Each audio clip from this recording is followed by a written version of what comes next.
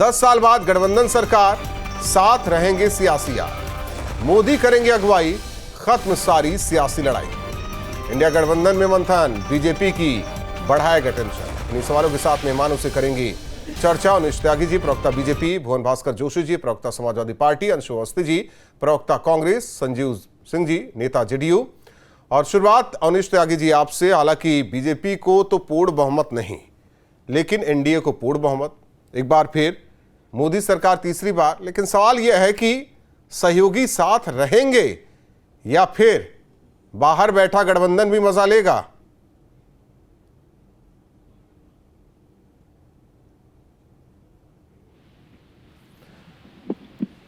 आवाज नहीं आ रही है अनुष जी, एक बार फिर कनेक्ट होने की कोशिश करते हैं।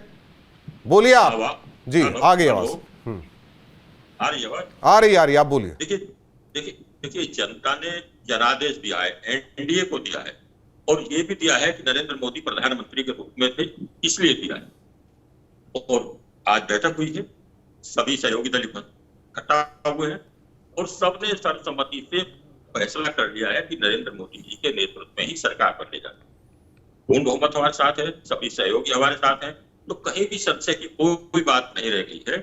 सरकार बन रही है और पूरे मजबूती के साथ पूरे 5 साल सरकार बन रही है। नहीं, सरकार बनने पर कोई संशय नहीं है, लेकिन सरकार बनने के बाद साथ ही साथ रहेंगे, साथ ही रहेंगे।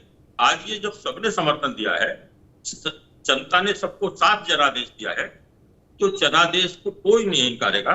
और मुझे पूरा भरोसा है कि पूरे 5 साल मजबूती के साथ सरकार चलेगी। जो 10 साल में विकास की गति देश को मिल रही थी, जो विकास की दिशा में देश बढ़ रहा था, उसी रफ्तार से देश आगे बढ़ता रहेगा माननीय नरेंद्र मोदी के नेतृत्व। भुवन भास्कर जोशी जी, आवाज आ रही, सुन पा रहे हैं आप? जी सर, आवाज आपको मेरी आ रही है? हाँ, आ रही है। अब तो संविधान और शेड हो जाएगा। संविधान बचाने की लड़ाई आप लोग तो लड़े, सीट भी आ गई बेहतर, लेकिन सरकार आप लोग की बनती तो संविधान पूरी तरीके से बच जाता। वहां एक बार फिर मोदी सरकार होने जा रहा है। देखिए सर, प्रथम आपके चैनल के माध्यम से पूरे 30 करोड़ उत्तर प्रदेश वासियों को, मतदाताओं को मैं अपने पार्टी की ओर से, माननीय अखिलेश यादव जी की ओर से हार्दिक बधाई देना चाहता हूँ, शुभकामना देना चाहता हूँ। और जैसा कि आप कह रहे थे, ये जो चुनाव है, ये चुनाव लोकतंत्र बचाने को, देश बचाने को, संविधान बचाने का चुनाव था। और निश्चित तौर पे आज उत्तर प्रदेश की सबसे बड़ी पार्टी और देश की तीसरे नंबर की पार्टी हम लोगों को उत्तर प्रदेश ने बनाने का काम करा। और मैं सरकार का विषय है, मैंने जो अनुभव कर पाया जी, 2014 से आदरणीय मोदी जी वहां पर, मोदी जी देश के प्रधानमंत्री हैं, और मैंने 14 की सरकार को देखूं, 19 तक और 19 से 24 तक देखूं, तो ये सरकार मुझे मोदी सरकार थी। लेकिन मुझे पहली बार लग रहा है कि देश में एनडीए की सरकार आई है। वो इसलिए कहना चाहता हूं कि माननीय प्रधानमंत्री जी ने कल अपने जो कार्यकर्ताओं को संबोधन का भाषण था, उसको मैं एक चैनल के माध्यम से सुन पा रहा था। और जब मैं उस चैनल पर इसको सुन पा रहा था, तो मैंने ये पाया कि माननीय प्रधानमंत्री, मतलब ठीक है, मैं समझ रहा हूं आप जो अब संविधान बच जाएगा क्या? आप जिम्मेदारी विपक्ष की भी है, क्योंकि बहुत मजबूत विपक्ष है राहुल जी। आप चाहे माने ना माने, आपका चैनल माने ना माने, लेकिन एक बहुत मजबूत विपक्ष है। और अब चंडीगढ़ की जो घटना है, वो करने की हिम्मत शब्द यूज कर रहा हूं मैं। आदरणीय मोदी जी की सरकार, भारतीय जनता पार्टी की सरकार, एनडीए की सरकार नहीं कर पाएगी। मणिपुर में अगर ऐसी घटना अगर देश में घटी, तो प्रधानमंत्री, कहने का मतलब है अंशु अवस्थी जी, आप लोगों की सीट बढ़ने से बीजेपी लाचार हो गई है।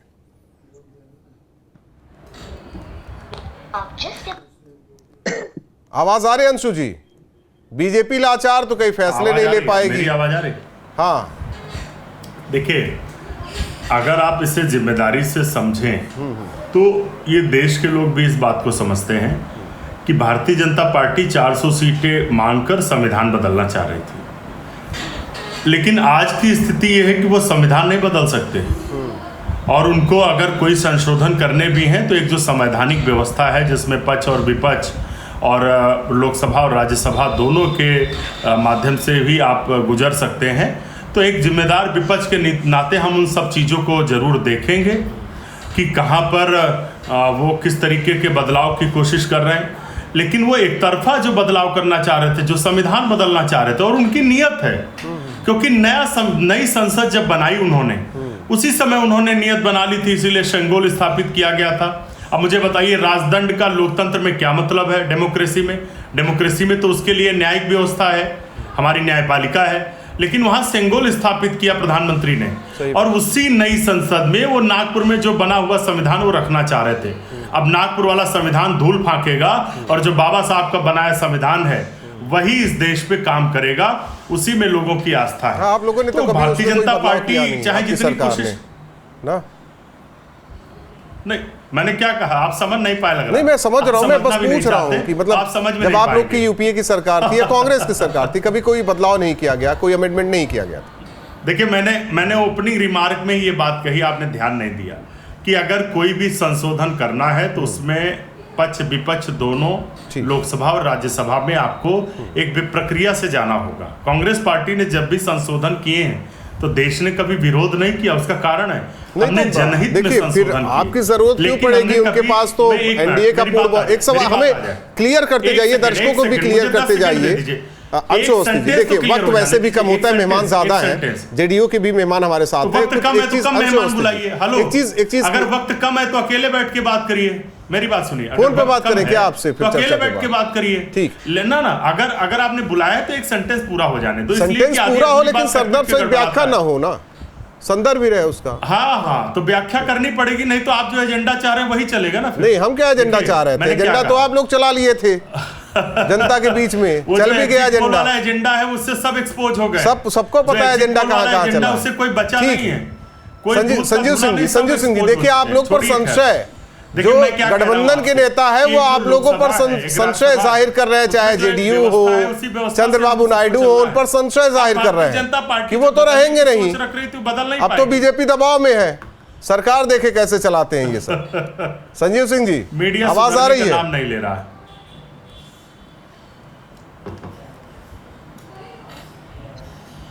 हाँ जी, आवाज आ रही। मैं संजीव जी, गठबंधन तो कहने लगा है अब बेहतर सरकार नहीं चल पाएगी क्योंकि हाथ रहेगा जेडीयू और दूसरी ओर नायडू साहब का, एक तरफ नीतीश बाबू तो दूसरी ओर नायडू साहब। नरेंद्र मोदी जी की सरकार के साथ जब से हम लोग आए हैं गठबंधन, अब पूरी तरह से हम लोग एकदम आश्वस्त हैं कि अब कहीं भी जो भी पिछली बार इधर उधर जो भी हुआ अब उसकी पुनरावृत्ति नहीं होगी, और नरेंद्र मोदी जी की सरकार के साथ हम लोग जनता दल यूनाइटेड नीतीश कुमार का पूरा समर्थन रहेगा, और कहीं से भी संशय इंडी गठबंधन के लोग इसमें नहीं रहे कि अब दोबारा हम लोग वापस आने वाले हैं। हम लोग का जो पुराना लंबा रिश्ता रहा है भारतीय जनता पार्टी एनडीए के साथ, नीतीश कुमार चट्टानी एकता के साथ, नरेंद्र मोदी के सरकार के साथ। एक सवाल छोटा सा संजीव सिंह जी ये भी है कि जो कड़े और बड़े फैसले मोदी साहब लेना चाह रहे हैं, नरेंद्र मोदी लेना चाहते हैं अब तीसरी बार प्रधानमंत्री बन के, उसमें सहयोग रहेगा कि नहीं रहेगा? क्योंकि गठबंधन कह रहा है कि अब तो मनमानी नहीं करने देंगे, जो हुआ सो हुआ।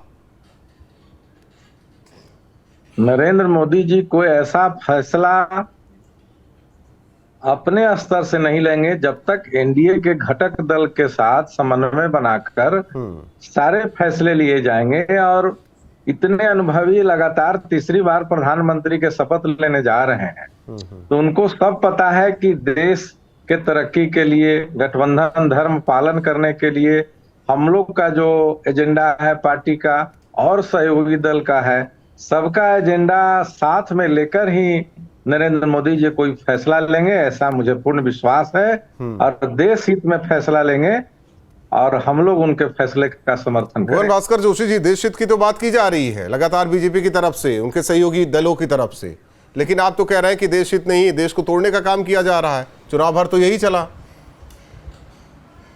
देखिए, मैं कहना चाहता हूँ जो जो अप्रिय घटना घटी है देश में, चाहे वो मणिपुर हो, चाहे वो पहलवान बेटियों के साथ हो, चाहे वो चंडीगढ़ की घटना है, भारतीय जनता पार्टी और एनडीए सरकार की अब हिम्मत नहीं है इस तरह की घटनाएं घटे और उसमें देश के सामने आके मोदी जी अपना स्टैंड ना करे। जैसे मणिपुर में होने का काम करा था, पहलवान बेटियों के साथ करने का काम करा था, और 143 सांसद जो है एक साथ हटाने का काम करा था। ये सरकार का मिजाज राजपूत जी समझना चाहिए। अंशु अवस्थी जी जरा फोन रख दीजिए, चर्चा में ही रहिए, चर्चा में ही रहिए। माना सीट आ गई तो अब क्या डिबेट भी नहीं करना चाह रहे हैं? राहुल जी, मैं बहुत जिम्मेदारी से बताना चाहता हूँ, जो 2014 की और आदरणीय 2019 की जो सरकार, मैं अंशु अवस्थी जी से समझना चाहता हूँ, क्योंकि उनकी बड़ी पार्टी थी। 9 की बात करें, उससे पहले 4 की बात करें, पूर्ण बहुमत तो कांग्रेस को भी नहीं था, लेकिन हाँ यूपीए ने सरकार तो चलाया। तो क्या उस वक्त भी सरकार दबाव में ही थी? क्या दबाव में ही रहकर फैसले लिए जाते थे? जरा वो भी बता दीजिए। हो सकता है अनुज त्यागी जी अपने बड़े नेताओं को समझा दे कि देखिए कांग्रेस ने जैसे 4 और 9 में सरकार चलाई, वैसे ही कुछ सरकार चलनी चाहिए। अवस्थी साहब, अगर आप गौर से देखें तो 2004 से और 2014 तक देश के लोगों के अधिकारों के लिए बड़े बड़े महत्वपूर्ण निर्णय लिए गए। हमने 72,000 करोड़ रुपए कर्ज माफ किया किसानों का, सूचना का अधिकार, आम आदमी सूचना पा सके, भोजन का अधिकार जिससे 5 किलो राशन मिल रहा था, उसके साथ में शिक्षा का अधिकार। हमने लोगों के अधिकारों की बात की।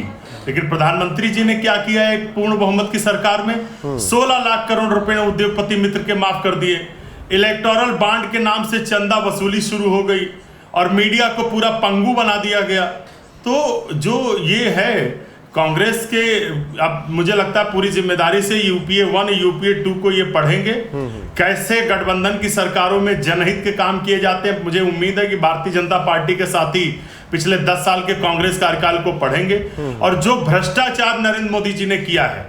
देखिए अब सरकार बनाना इनकी मजबूरी है, क्योंकि जो इन्होंने उद्योगपतियों का पैसा माफ किया, देश के लोगों को महंगा कोयला खरीद के आम आदमी के ऊपर महंगाई की मार डाली बिजली के बिल की, और जो इलेक्टोरल बॉन्ड नहीं, सरकार तो आप भी बना सकते हैं, कांग्रेस भी सरकार बनाने में माहिर है। से बचने के लिए सरकार बनाने जा रही है।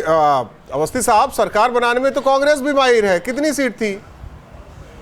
सीट थी 4 में? समय आने दीजिए, इंतजार करिए राहुल भाई। हम सरकार बनाएंगे, हम कभी मीडिया को पंगु नहीं करेंगे। और जो हमने 5 न्याय 25 गारंटी की बात की, कभी बिजली नहीं काटी जाएगी, कभी पेपर नहीं छापे जाएंगे, लागू करेंगे, जिम्मेदारी से लागू करेंगे। छोड़ दीजिए, मीडिया को क्यों लाते हैं अपने घेरे में?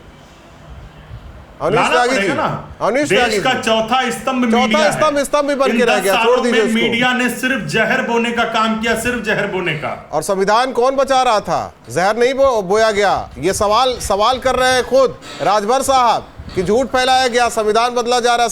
अब संविधान नहीं बदला गया, अब नहीं बच रहा है संविधान, अब नहीं ईवीएम का राग लापा जा रहा है। राजभर साहब तो सवाल कर रहे हैं, ईवीएम अब नहीं खराब है। अनुज त्यागी जी, सीखिए यूपीए 1 यूपीए 2 से। देखिए राहुल जी, देश की महान जनता लोकतंत्र के प्रति बहुत संवेदनशील है। और 1962 के बाद आप देख रहे हैं कि पहली बार कोई ऐसी सरकार है जो तीसरी बार बहुमत के साथ गठबंधन की सरकार बनेगा, और माननीय नरेंद्र मोदी। नहीं, ऐसा क्यों कह रहे हैं? कांग्रेस भी थी। देखिए जवाहरलाल नेहरू 47 से पीएम बने, भले ही आम चुनाव बाद में हुआ, 5 साल उसका भी जोड़ा जाएगा। 62 के बाद कोई सरकार ऐसी है जो पूर्ण बहुमत के बाद नरेंद्र मोदी जी तीसरी बार सरकार बना। और ये गठबंधन इतना सुगठित है, इतना परिपक्व है, ये लगातार गठबंधन के साथियों से तालमेल इतना अच्छा है कि उन्होंने अपना नेता भी चुन लिया, उन्होंने कॉमन प्रोग्राम भी बना रखा है, सारी चीजें। उसकी बात नहीं कर रहा हूं मैं, गठबंधन की अनुज त्यागी जी बात नहीं कर रहा हूं। जब पूर्ण बहुमत होता है किसी पार्टी के पास तो वो पार्टी सक्षम होती है, उसके बड़े नेता सक्षम होते हैं, कोई माने या ना माने। बिल्कुल मैं कह रहा हूँ, मान रहा हूँ बात की, वो बात अलग है, पर ये बात भी अलग है, क्योंकि हम एक भी तालमेल से हुए हैं, आपसी मनस्थिति एक बन गई है, कोई विवाद नहीं है, नेतृत्व का विवाद नहीं है, नेता चुन लिया गया है। इंडी गठबंधन के पास अभी कोई नेता नहीं है, उनके प्रधानमंत्री पद का उनके पास कोई कैंडिडेट नहीं था। आज भारतीय जनता पार्टी का जो नेतृत्व है, जो ये गठबंधन है, जो एनडीए गठबंधन है, इनके पास पहले से प्रधानमंत्री का चेहरा था, प्रोग्राम था, कार्यक्रम थे, त्यागी जी देखिए, वही गठबंधन कह रहा है कि हम भविष्य में सरकार बनाएंगे, लेकिन सवाल आपके साथियों को लेकर भी है। कभी वो साथ रहते हैं, कभी चले जाते हैं, फिर आते हैं, चले जाते हैं, तो कैसे मान ले कि 5 साल में वो आएंगे जाएंगे नहीं? सुनिए, इसलिए नहीं आएंगे जाएंगे, ये जो गठबंधन है, अभी सहयोग की बात आपसे कह रहे हैं, जेडीयू के साथी मेरे कह रहे हैं, नीतीश कुमार खुद कह चुके हैं, सब लोग कह रहे हैं जब कोई विवाद ही नहीं है, कहीं कोई झंझट ही नहीं है, तो 5 साल सरकार चलेगी पूरे मोड़ से। और जो सरकार बनाने के सपने देख रहे थे, जो तत्काल अनुमति जैसा कुंभा जोड़ पे खड़े हो जा रहे थे, उनको जनता स्वीकार अब नहीं कर रही है। ठीक है संजीव सिंह जी, उनको नकार संजीव सिंह जी, फॉर्मूला सेट है, ये मान ले कि जो आपने मांगा वो मिल गया, मन की मुराद पूरी, इसलिए 5 साल सरकार बेफिक्र होकर चलाई जाएगी।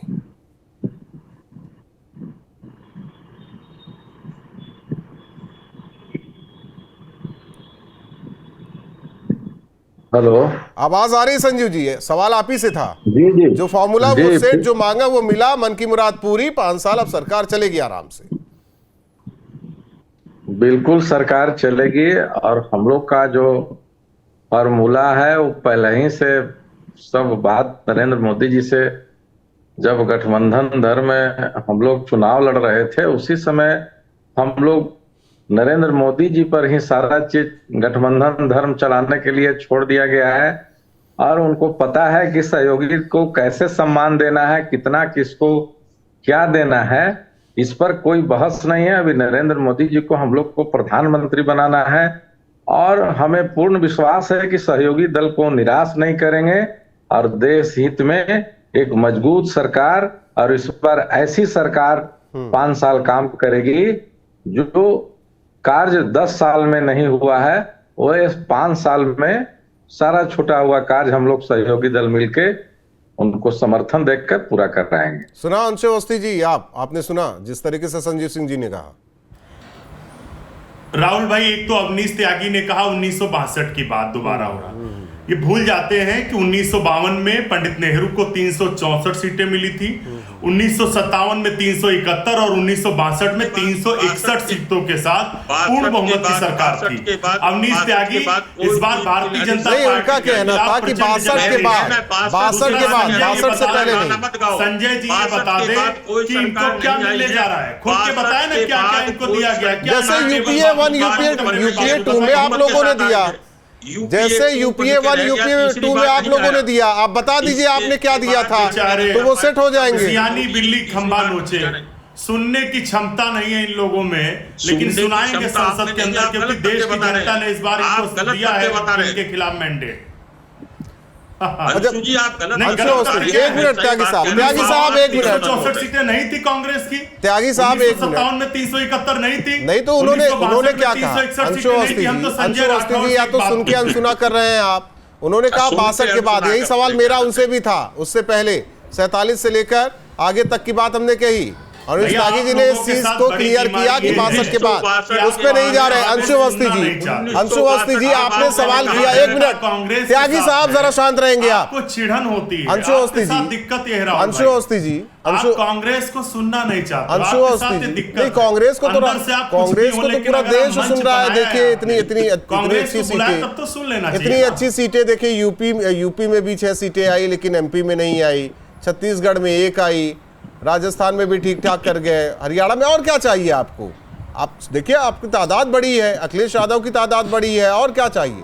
सरकार बना लीजिए, बस यही बाकी है। हमने तो सुना है कि उत्तर प्रदेश में प्रधानमंत्री मोदी लड़े, उनकी बनारस से भागने की नौबत आ गई थी। उस रेशियो में तो मध्य प्रदेश में शिवराज सिंह चौहान ज्यादा बड़ी लीड से जीते हैं। अंदर तो हाँ, तो वैसे तो देखा जाए तो डिंपल यादव भी मैनपुरी से ज्यादा लीड से जीती, अखिलेश यादव को उतना नहीं मिला। कहां जा रहे हैं, किस पर बात कर रहे हैं? वायनाड से राहुल गांधी को ज्यादा मिला, लेकिन रायबरेली में ज्यादा, चौहान के लिए रायबरेली में ज्यादा नहीं मिला। आप कहां जा रहे हैं? अब अमित शाह भी ठीक ठाक वोट पाए, उसको छोड़िए, मैं उसकी बात नहीं कर रहा हूं। अंशु अवस्थी आपसे ये कह रहा हूं, जरा वो 1 मिनट, आपने सवाल किया कि क्या संजीव सिंह जी ने, उनकी पार्टी ने मांगा, क्या मिला? भाई आपकी गलती नहीं है, आपकी जो आदत अंशु अवस्थी जी, नहीं मैं तो कह रहा हूं, मैं तो मदद कर रहा हूं आप लोगों की वजह से, मैं तो मदद कर रहा हूं। मत करिए ना अंशु अवस्थी जी, मैं तो मदद कर रहा हूं कि सरकार कैसे चले। यूपीए 1 यूपीए 2 से सीखिए, बीजेपी की मदद मत करो भाई। मैं सरकार की बात कर रहा हूं, केंद्र सरकार की बात कर रहा हूं, मैं पार्टी की मदद नहीं कर रहा हूं, उसमें जेडीयू भी है। अंशु अवस्थी जी आपने सवाल किया कि क्या मिला, ठीक है, जैसे आपने यूपीए 1 यूपीए 2 में दिया था वही बता दीजिए कि क्या देना चाहिए क्या नहीं देना चाहिए। मैंने क्या कहा आपसे कि हमें तो जानकारी है कि भारतीय जनता पार्टी के 80% नेता जो है शिवराज सिंह चौहान को प्रधानमंत्री बनाना चाहते हैं, तो जेडीयू छोड़िए भाजपा में ही अंदर दो खाने में दो फाड़ हो गया है। और अभी आप देखिएगा ये जो लट्ठम लट्ठा ये बाहर निकल कर आएगा, हमारे यहाँ नेता क्योंकि शिवराज सिंह चौहान क्लेम कर रहे हैं कि मध्य प्रदेश में हम जो रिजल्ट लाए वो रेशियो देख नेता बना लीजिए। है और नेता चुनाव से पहले बना हुआ है। सर्वसम्मति से नहीं बनता है, नेता है वो नागपुर से ही बन के आता है, कोई अदल बदल नहीं है। नागपुर से बनता है जहां आपने नया संविधान बनाकर रखा हुआ है। नरेंद्र मोदी जी नेता है और लागू नहीं होने देंगे जा रहे हैं। चिंता मत आपको करिए। दिक्कत ये हो रही है किसी कीमत पर नागपुर का संविधान नहीं लागू नेता नहीं है। आपके पास दिक्कत ये कि आपके पास ना नेता है ना कोई नीति है, सरकार चलाने की। जनता आपको इसलिए नकार रही है, जनता आपको इसलिए ठुकरा रही है, जनता आपको नहीं बनने देना चाह रही है सरकार में।